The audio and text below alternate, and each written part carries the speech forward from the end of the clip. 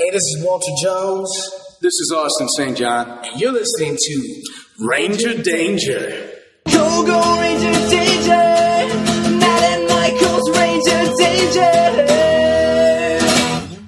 Hello, everyone, and welcome to what is our third ongoing Ranger Danger podcast show. I guess, yeah. It's pretty exciting, right? We've got a lot of those. We do. This is Ranger Danger Boom Room. And as you may have guessed from the title... This is all about explosions. That's right, which there's a lot of on Power Rangers. Yeah. No, it's actually our show where we discuss the Power Rangers comics coming from Boom Studios. Hence the name. Yes. That makes more sense. It does. Which have been uniformly fantastic. Now, the reason we've been able to do this is because extremely graciously... No, don't tell people, because they'll find out next week. Okay, all right. Wait, no, tomorrow. Tomorrow. When are we going to put these out? Yeah, tomorrow. Tomorrow, yeah. Okay, so tomorrow you'll find out why this is an ongoing concern. Yeah. For today, though, we're giving you an episode 0 of Power Rangers Boom Room. And in episode 0 of Power Rangers Boom Room, we're giving you something you may have already heard before, which was our interview with writer Kyle Higgins. Yep.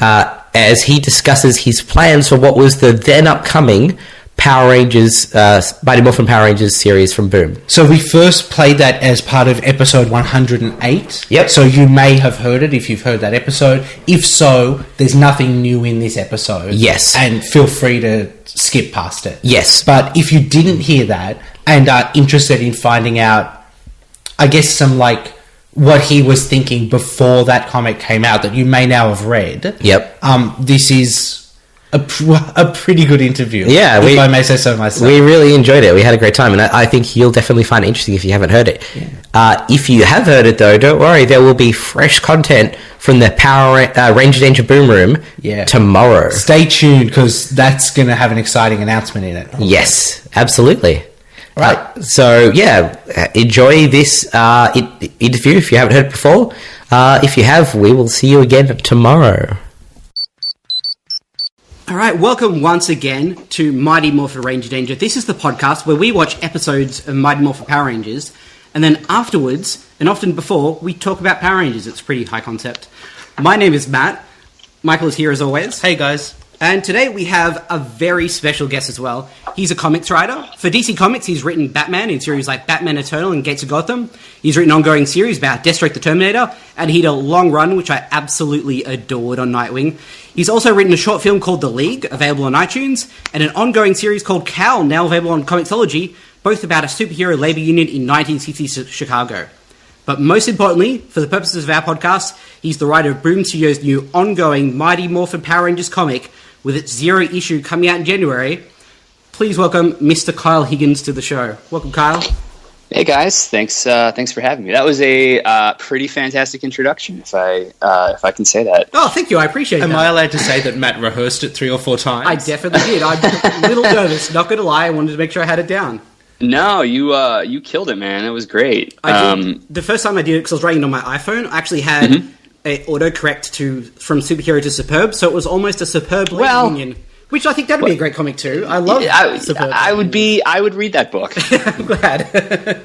But we should probably talk to you a bit about Power Rangers, since that's what is on the horizon for you and for us in January. Sure. So, did you watch Power Rangers when you were younger? Was that the experience that you had with it first?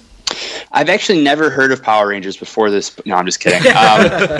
Yeah, I was a pretty big fan when I was younger. It came out, and I was 8 years old. I was in 3rd grade, and I don't know that I actually saw Day of the Dumpster first. I feel like my memory is that I saw. Oh God, I'm terrible with episode names too, so you'll have to forgive me. Well, that's right. To all the Power Ranger fans out there, I'm sorry in advance. The episode with the pudgy pig. Yeah, food fight. That's it. Food fight. Yeah. Okay. I knew it was that too. I almost said that, but I didn't want to sound like a total... That's fine. Believe me, on this podcast, I'm allowed to be the guy who remembers the names of Power Rangers episodes. Good, my friend, because I'm going to be hitting you up for that. Can I? By the way, what is our age range on this podcast as far you're as allowed to swearing? if you'd like to Oh, swear. thank fucking God. Okay. Yeah. So, yeah. Anyway, I didn't want to sound like an asshole throwing out food fight and then being like, well, actually, that's not the title of the episode, but apparently it was. So that was the first episode that I remember seeing, and it was a Saturday morning a thing. giant pig eating everything. Like, you don't forget that very easily. No, you don't. And like we had, like, this was an era before. This was obviously before the internet was. I mean, the internet was around, but it wasn't. I don't think I knew anyone. I'd never heard of it. I didn't know what it was. So there was no kind of warning, and there was nowhere you could go to figure out, like, what the hell did I just watch? You know. Yep. I don't even know that I don't even know that I saw commercials before it. I think I just turned it on a Saturday morning on Fox Kids, and my sister and I watched it, and we're like, "Whoa, I don't know what that is, but that's pretty cool." And yeah, so it just kind of started from there, and then just I would watch episodes every day, and then I feel like a short time later, it wasn't that much long after the series had either premiered or I had, obviously Food Fight wasn't it was an early episode, but it wasn't, there were a bunch before it. So my timeline might be accurate. I started seeing promos for the Green with Evil, miniseries, and they were like running it as in the US as like an event that was going to happen starting on Monday. And I remember where I was when I saw the first commercial, and it was like I think we had a babysitter watching us, but we had we had friends over and stuff, and it was like we saw that commercial and was like, an evil Power Ranger? What is that? I don't know what that is, but that sounds awesome. And so that was like, and then obviously the Green Ranger saga and everything was a long running thread on the show. And anyway, so I'm rambling here. I'm sure that, yeah. Okay, so you were watching from very early is, I think, the takeaway there. And when would you say you kind of, got away from the show? Well, it was weird. The first season ran for a long time. And there was never any like clear delineation for when the season stopped, at least when I was 8 anyway. And so what would happen is, because it ran every day, sometimes you'd get a new episode, sometimes you'd get a rerun, and they never really felt like they connected. Sometimes they did, but just the scheduling from what I remember anyway, was such that like you would get new episodes, but then you get a new episode and then the next day would be a rerun. It was kind of weird. And so, but I would tape episodes, and I watched pretty faithfully the whole first season. And then I remember it was airing on like a Sunday night or something, and I had and I only knew that from TV Guide, and I was like, oh, that's kind of weird. And so I was going on vacation with my family, and so I set the VCR to record it. And while I was on vacation, I was in Wisconsin. I'm a big Neil Gaiman fan as well, and so so what I remember from this trip was that this was the first time I went to House on the Rocks, which became very prominent in American Gods, 10 years later. And so we do this whole tour and everything, and we happened to go by like a Toys R Us or something, or maybe it was just like a Target up in Wisconsin. And on the shelves, all of a sudden, it's like they had the green, like the Dragon Dagger. They had the Power Blaster. They had all these toys that like had been impossible to find for the entire year before. And I was like, oh, I have to get this. And so I leveraged. I made some sort of agreement with my parents for allowance money in advance or something to get the Dragon Dagger. And then there was this Zord that was it ended up being the Thunder Zord, the Jason's Thunder Zord, but I didn't know what it was. And it was like, I guess this is a thing. Maybe I missed an episode. I don't know. And so, but I bought that as well. And then we got home either that night or the next night, and I checked the VCR, and it was the Mutiny. And so it had just aired, and these were the toys, like, well, the Thunderzord in particular was being put out in conjunction with, I guess now in hindsight, it was the second season starting. Yep. And so I watched that stuff, and I watched all of the, Tommy losing his powers for good. And then I kind of drifted during the second season, but I would come back and, I saw all the White Ranger stuff. And then, but by that point, it had been like, I was in fourth grade, and I don't know if it was like this for you guys, but like a switch flipped like overnight, and like all of a sudden it was like super unpopular to be a Power Rangers fan in fourth grade. Yeah, and I think you're right. It's a combination of it sort of dwindling in popularity a little bit, and then you age out of it as well. And the combination of those two things it can be a bit lethal to your fandom. But I was a huge comic book fan as well. Well, superhero fan, I should say. I read comics sporadically when I could find them, like at the grocery stores, etc. But this, again, was the same problem with Power Rangers episodes, where at that time Marvel was publishing Spider-Man stories across 4 Spider-Man books. So trying to follow the story, as a kid, when you were only finding like random issues at Dominic's or wherever, the supermarket, was really tough. So you'd find things here or there, but I was a big fan of the Spider-Man. I think it was on at that time, the Spider-Man animated series and the X-Men animated series, and Batman. Obviously, I was a huge fan of the Batman animated series. So Power Rangers to me was definitely kind of still in that like sweet spot. And I had a couple my really good friends. My sister's 3 years younger than me.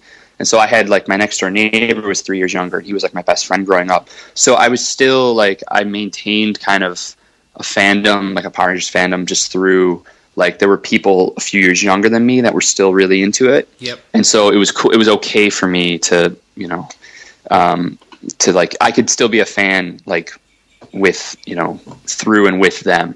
But at school, I just didn't talk about it, We know what that's like, I think. Yeah, it was hard enough fitting in at school. Then to add on top of that, something that was unpopular, you just don't really talk about it. So do you think Power Rangers in any way led to you getting into comics? Was there some connection there? Oh yeah, totally. I mean, I never wanted to get into comics, period, which is really weird to say now. Yeah. Because there were definitely moments, kind of, especially in my teenage years, where it was I was really into comics and reading a lot, and knew I wanted to make movies, etc. And people would say, the comic store that I went to, the gentleman who ran it, who's one of my very good friends now, because I've known him forever. He was a writer, and he runs Moonstone Comics or Moonstone Books, and they do comics and prose. And so he would, he was publishing stuff and writing other things, and so I was aware that this is a job that people do, and we would have conversations about it. And I kind of dabbled at drawing for a long time, and so it was oh, maybe I could draw comics, but I never thought about writing them. Because it just didn't seem like something I'd be good at, and I didn't know enough of how the world worked or how do people come up with stories.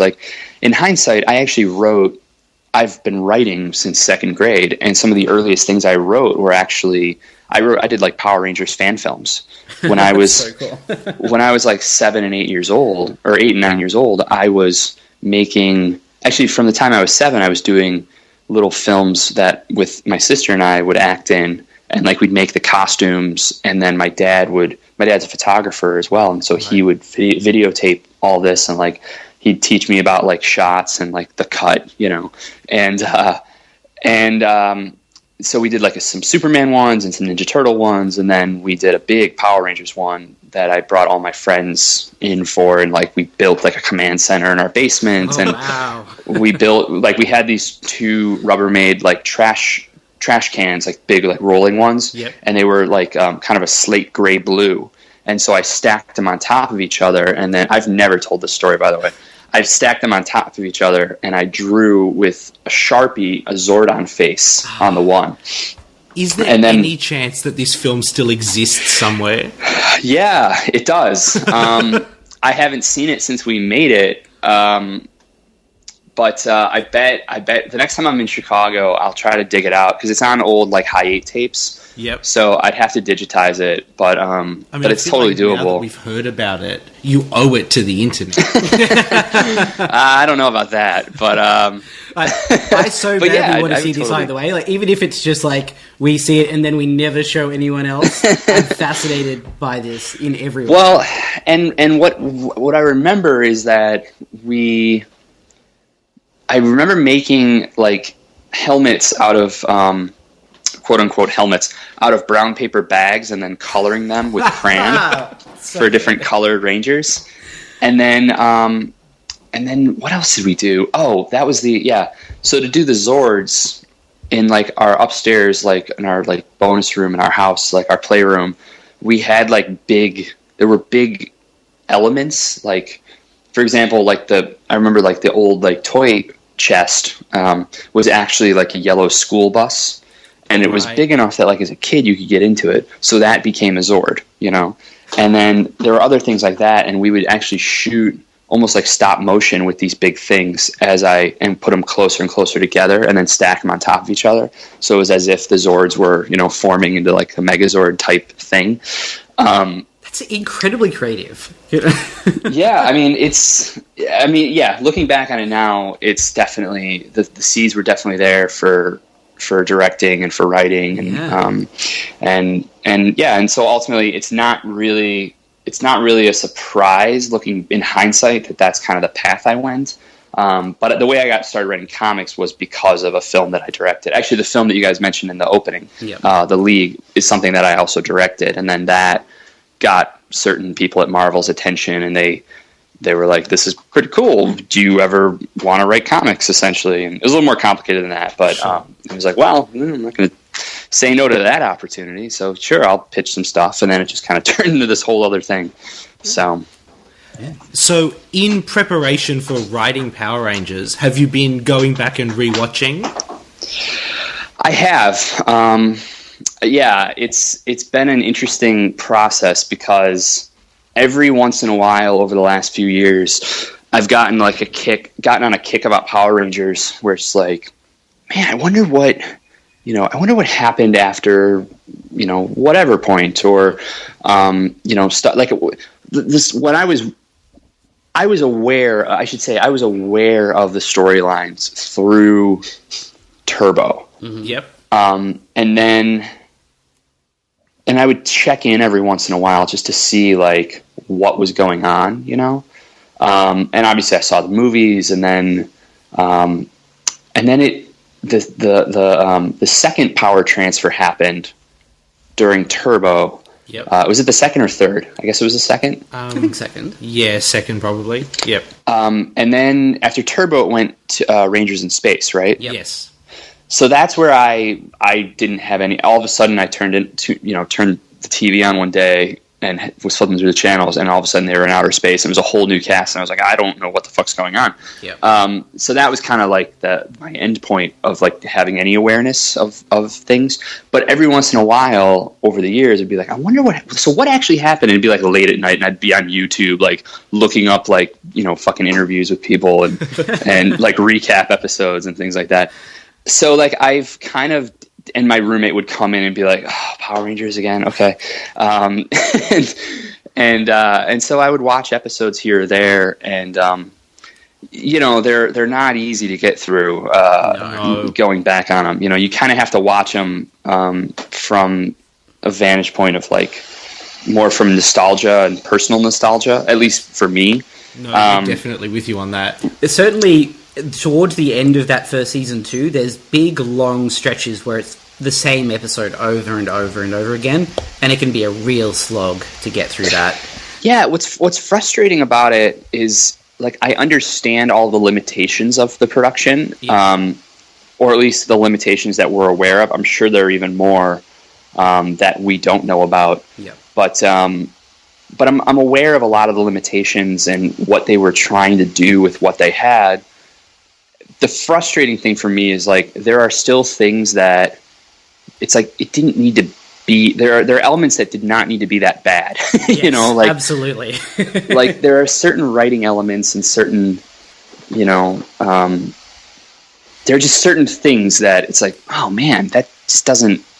There's a better way to do that, you know. That's a sentence that we have said on this podcast at least once an episode, I would say, for the past 2 years. So we're definitely agreeing with you on that one. Yeah, And I think but it's the oh, moments sorry, go ahead. that it's not that they didn't have the resources. They're just these tiny moments of laziness. Like there'll be a special sword that appears in last week's episode, and then in this week's episode, they get the name of the sword wrong. So it wouldn't cost you anything more just to go back and check the footage and to see what you called it last week, or check the script. But they and weren't it's invested. And it's super confusing too, like how things work. And that's the thing that I've actually become very aware of working on the book is like just the power grid or the morphing grid or the power grid and. So, Kyle, what is the morphing grid? Yeah, that's a great question. There are different interpretations, but then different things where, like, you know, the crystals that power the Zords are different from the power coins, which are different from the morphing grid. You know, and then it's like you have to. I don't know. It's just. But then their powers are tied, you know, sometimes their powers are tied to the morphing grid, but other times their powers are tied to the coins. It's just it's not clean, you know? It's very vague and open to interpretation. We've talked before a lot about what exactly their powers are after they morph. Because the show certainly tries to get you to believe that once they're morphed, they're a lot stronger. But if you take putties, for example, they seem to have about the same level of effectiveness fighting putties before and after morph. Except that sometimes they That's have a great point. So, that's a great point, It's nebulous, I think. Yeah, and I mean, I always took it to be that, like, their powers, when they're in full-on Ranger, in full-on Ranger mode, like, they definitely have more defensive capabilities. Like, they can take more kind of battle damage. And that might just be a product of, you know, the Japanese footage obviously has so many great, like, squib hits and stuff and practical effects on the suits. And you don't get that in the American footage with, especially with the actors without costumes. But it does create, or created, at least as a kid for me, like the sense that, like, wow, like the damage they're taking, it's a good thing they're in Ranger mode because they wouldn't be able to take it, you know, as in normal human mode, for lack of a better term. It's fascinating to me too that the technical limitations of the show do as much world building than as the writers did, I guess. Because all we can take from sort of the aspects of the show that aren't explicitly stated is what we see on screen, which is almost universally dictated by resource decisions. So it's very interesting to me that that's where we've gotten to with it. Well, that's kind of one of the cool things with the book that I'm doing. There are a lot of, like, areas and avenues that the show just wasn't really able to explore or go down. I don't know that we've ever really seen the inside of a Zord, you know, other than cockpit mode. Yeah, absolutely. You should see the look on Michael's face just then. His eyes lit up. So you've hooked him already. That sentence has made me incredibly excited very quickly. So, I mean, yeah, it's. I said this in an interview at New York Comic-Con. Like, I'm not someone who's going to tell a story just to, like, provide answers for continuity questions or little things like that. Like, I'm going to do a story that shows the inside of a Zord for the sake of showing you the inside of a Zord. I kind of feel like that's a bullshit reason to do to tell a story. Absolutely. But if there are avenues to show different things and explore different things, like, I don't even want to say that because it'd be a big spoiler. Don't want that. We're very excited for the book, so we don't want to spoil it. But things like, like maybe just the way that this you know, the sequence goes down, we actually do track through the inside of a Zord. I'm all about it because we haven't seen it, and we don't have the limitations that the show had as far as budget and logistics. Absolutely. So, you know, and that's my background. I mean, if you look at the stuff I've done at DC, like the best kind of example is probably like my Batman Beyond 2.0 stuff, where it's a continuation of the show, but it's also kind of its own thing, you know, like it's very, yeah, it's very much in line with the spirit of the original cartoon without being too bound to it, I guess is the best way to put it. So with the book, like, you know, it does take place in 2015, you know, and it takes place after Tommy has become the Green Ranger. So in some ways it's kind of like Archie, in the way, like the modern Archie reboot that they're doing right now with Mark and Fiona, where it's the characters that you know and love and all the things that make them who you know them to be, and but it's in a more modern kind of setting, which, you know, I mean, that interests me. It may not be for everyone, which I totally get, but I wasn't as into the idea of doing like a straight 90s nostalgia book personally. So, you know, this is the route kind of we're going with it. So, yeah, and I think that's sort of what interested Michael and myself, especially because there have been Power Rangers comics in the past. There was almost one by who was Rob it? Liefeld? Rob Liefeld, With the almost Youngblood crossover. Yeah. oh, I've seen it. Yeah, it was a Zeo issue, and I believe it was drawn by Todd Knock. Yep. Yeah. And I'm actually pretty good friends with Todd. I keep meaning to ask him what happened, but I keep forgetting. Yeah, I mean, that was a crazy era of comics. Yeah, I Any number of believe things could have comics happened. exploded is what happened. Yeah. Well, going back to the characters for a moment, because we're very excited for the series, obviously. We don't want to know what happens, but the characters is something that I'm really keen to get into, especially because when you were writing Nightwing,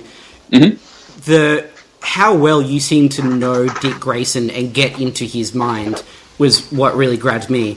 So, is there any of the characters that you feel especially you have that sort of connection with, or that you have a good understanding of? Jason and Billy probably are the best, or for me, just from personal kind of life experience stuff. Yeah. And just from who I was at that age, you know. Yeah. Jason's who I wanted to be. Billy was a little bit closer to who I was. Insofar as, you know, Billy had some social awkwardness and some insecurity, but he was a genius. You know, I would not say I was a genius or anything like that, but I definitely was more on the book side of things, and I was definitely more. I don't know. I was a little more introverted and intellectual, and you know, actually, Billy had like a pretty amazing arc throughout the series where he definitely grew, and he definitely became a little bit more. He definitely became more confident, and he became more, you know, of an extrovert in some ways. His fighting improved. I mean, he definitely had a lot of development over the course of the whole series. Sorry, what were you going to say? I was just going to say, it's interesting that you say that because obviously you don't want to do a book that's just filling continuity holes. It should be its own thing. But you've also got these characters that went on to have experiences and developments long after when the book is set within the mythos. So how much are you sort of trying to get the characters to those places of what they become, or how much are you trying to take them in a new direction? That's a really good question. I would say that in a lot of ways, who they are in the book is predicated on where in the kind of timeline of the show I'm jumping off from. Yep. So if I'm saying like my book takes place right after Tommy has become the Green Ranger. It's after, you know, Green with Evil. Okay. But he is now the Green Ranger, and he's a part of the team. Yep. That's kind of the jumping off point. I'm basically using that as the status quo of the book, but in this modern kind of interpretation that I'm doing, or that we're doing. That's really interesting. So the characters are updated versions of who they were at that point in time in the series. And when I say updated, I mean more aesthetically and just language-wise and things like that. I mean, this isn't 1993. Yeah. No overalls is what you're saying?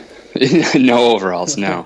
I think more than anything, honestly, the biggest for longtime Power Ranger fans, the biggest kind of the thing that'll be the most jarring is or not jarring is not the right word. the biggest update is more in the aesthetic and the visuals. Just as far as like, what does the high school look like? What do the clothes look like that people are wearing? Things like that, you know. Yeah, I think having read the first little bits of the Archie reboot as well, I'm certainly very keen to see what that version of that is for the Power Rangers, because I think we've had the Power Rangers before. And we've had so many episodes of that I think we do need a new spin. We can't just keep going back and rehashing it. So it'll be exciting. So what about the others? Like we've got Trini and Zach. Do you think that, because they were quite thinly drawn, especially because they left before the others, is there much there? Was there much there for you to hook onto and build characters off of? Oh yeah, I mean, I think and I don't want to get too much into it here, but this is the way I've been describing this book is that it's a big serialized story that focuses on these 6 people. So even though, you know, like the Zero issue and a lot of the kind of like the way into the series, I've been describing it as focusing on the Green Ranger, it is insofar as like that's our way into the world, and him becoming a Power Ranger is kind of where the series starts. Yep. But these other 5 Rangers they're all the leads of this book, you know. So everyone has kind of their own story and has their own subplot and focus that'll be put on them, and it's something that I've gotten pretty good at, to be honest. It's just something I've done a lot of. In Cowl, we had, I mean, 8 or 9 leads sometimes in that book. And so you juggle a lot of subplots and things interweave, and sometimes people are together and sometimes they're not. And their stories come together or cross paths, you know. And one of the very first things I wrote was Gates of Gotham, and it was like that was like 6 or 7 lead book, and everyone had their own thing going on. And it just becomes a plotting kind of, an issue of plotting and just keeping track of everyone's arc and how it connects and to everyone else's arc, and also how it feeds into what the overall kind of point of the story is thematically or emotionally, you know. So yeah, as far as like Trini and Zach and Kim and everyone really has something that they all have something I'm exploring. You know, some of the stuff like with them is new, as far as just what we saw of them on the show. You know, I don't know that we ever really saw anyone's parents other than the one episode. No. Kim had an uncle or something, but who was the same as her dad, or right. So some of that stuff, you know, in the home life. I'll tell you what interests me the most is, and it's something that the show did a little bit of, but it's the Peter Parker Spider-Man kind of aspect of, or the possibility of being a superhero, and juggling your regular life in high school life and all the drama of high school with the drama of and the pressures of having to save the world.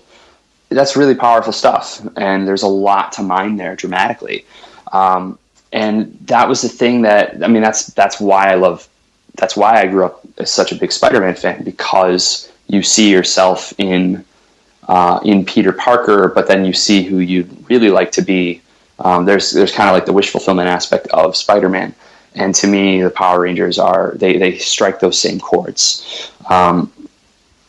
So there's going to be a lot of that as well. And that's something that Boom is like really, really supportive of. And that was one of the big reasons why the fact that Boom hooked up with Saban to do this series was the reason that I reached out and said, you know, I'd really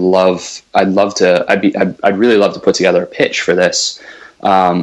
Just because I know the people at Boom, and I know that creatively and aesthetically what they do and what their books are like, and, you know, stuff that takes place in that kind of age range, character wise, in high school, like Boom's really good at it. Yeah. And they're very progressive in that way. And I think that's really interesting for something like Power Rangers. Very much so. And, you know, we were going to ask you for a bit of a tease of the series coming up, but I don't think anything you could say now could get me more excited than what you've just said. So I think it's probably... No, I mean, between that sentence and the inside of a Zord... Yeah, I think we're covered. Can I just buy every issue right now and just save myself the trouble?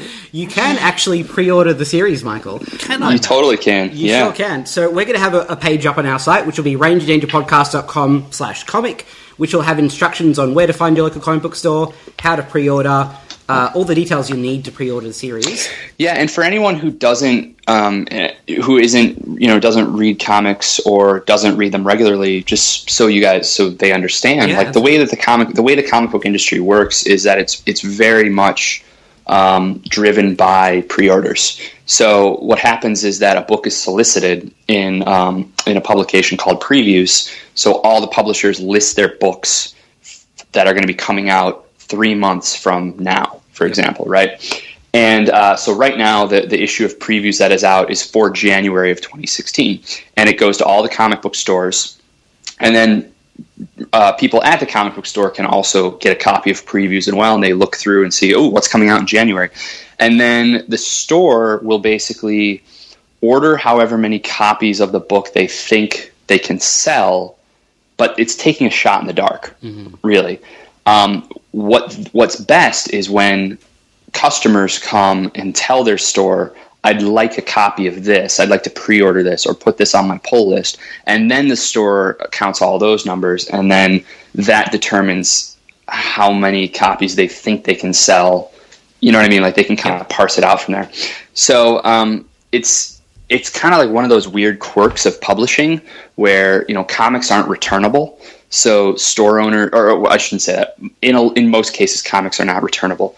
So stores are kind of left with this very thin margin for error as far as how many copies they'll order of something. And then depending on how many copies are ordered, that determines the print run of the book. So if you're interested in the book and you have a local comic shop, or you have always thought about going to a local comic shop, now is a great time to go tell your shop that you'd like to check the series out. So that's my plug for comics. Absolutely, and I think, as you said, it is so important that retailers and Boom subsequently get the message that there's so many people out there that are excited for it. So we would love it. I'm sure Kyle would love it if, as soon as you stop listening to this podcast... In fact, while you're listening... That's right, you could multitask. We have faith in you. Go and pre-order Power Rangers Zero and let them know that you're interested.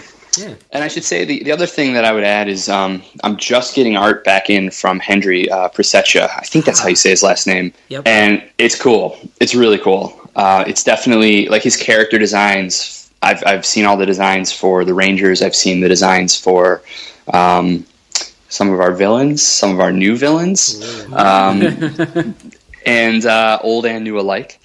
And they're pretty neat. Hendry, I knew his stuff a little bit from Power Girl that he did at DC years earlier, and just he's a really dynamic storyteller. And what excites me the most looking at his pages is that he has such latitude in what he can draw, that when I say something like, we're going to do the inside of a Zord, or we're going to do, there's